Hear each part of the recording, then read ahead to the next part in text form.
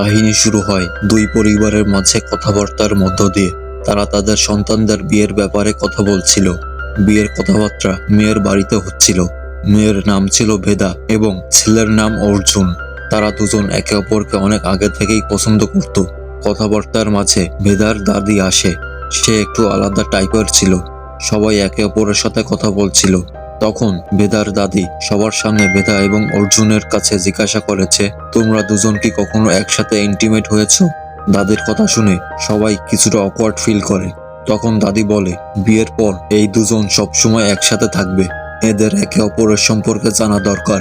দাদির কথা শুনে অর্জুনের মা বলে, আপনি কি আমার ছেলেকে সন্দেহ করেন? দাদি বলে যে হ্যাঁ, সন্দেহ আছে, আর আপনারও বেদার উপর সন্দেহ করা উচিত। এদের সবকিছু মিলুক আর না মিলুক, কিন্তু এদের মধ্যে বেডরুমে মিল থাকা দরকার, তাহলেই বিবাহিত জীবন সুখের হবে। এতটুকু বলেই দাদি ওখান থেকে চলে যায়। রাতে শুতে যাওয়ার আগে বেদা তার দাদির কাছে গিয়ে বলে যে আজকে তুমি ভালোই মজা করেছো। এতে দাদি বলে, আমি মজা করছিলাম না, সিরিয়াস ছিলাম।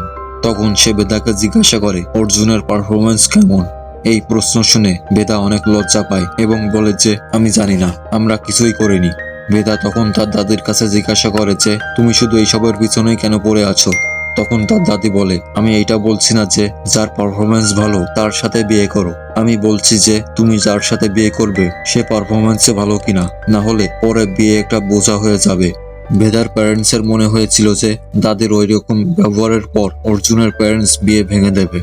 এরপর তাদের পরিবারের সবাই আবারও একে অপরের সাথে দেখা করে, কিন্তু এরকম কিছুই হয় না। অন্যদিকে বেদা এবং অর্জুন একসাথে অনেক সময় কাটায় এবং অনেক পার্টিও করে।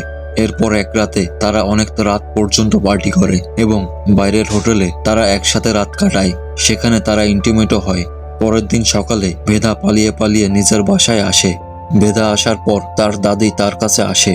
সে বুঝে গিয়েছিল যে আগের দিন বেদা এবং অর্জুন একসাথেই ছিল এবং দুজনের মাঝে নিশ্চয়ই কিছু হয়েছে। দাদি বেদার কাছে জিজ্ঞাসা করে যে কাল রাতে কেমন কাটিয়েছিলে? ভেদা অকওয়ার্ড হয়ে বলে যে ভালো ছিল।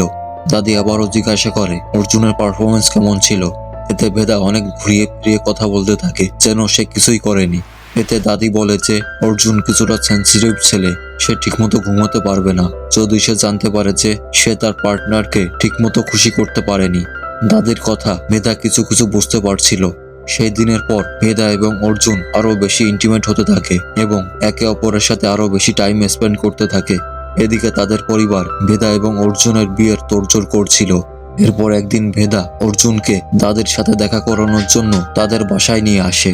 দাদি সেই সময় পূজা করছিল। ভেদা বারবার তার সাথে কথা বলার চেষ্টা করে, কিন্তু দাদি তাকে ইগনোর করতে থাকে। এরপর ভেদা তার দাদিকে বলেছে, আপনি আমাদের টাইম নষ্ট করছেন। আপনার সাথে কথা বলার জন্য আমরা আমাদের লাক্সারি হোটেল ছেড়ে এসেছি। এটা শোনার পর দাদি হেসে তাদের বলেছে, আমি তোমাদের থেকে এটাই শুনতে চাচ্ছিলাম। মানে তোমরা কোনো জিনিসে এত বেশি মজা পাচ্ছ যে অন্য সবকিছু তোমাদের কাছে ওয়েস্ট অফ টাইম মনে হচ্ছে। আর এইটাই বিয়ের পর তোমাদের একসাথে থাকতে সাহায্য করবে, এটাকে কখনো কমতে দিবে না। বিয়ের পর এমন অনেক জিনিস আছে যেটা তোমাদেরকে একে অপরের থেকে দূরে সরাতে চেষ্টা করবে। আর যদি আলাদা হয়েও যাও তবে একসাথে কাটানো মুহূর্তগুলো তোমাদের মনে পড়ে যাবে।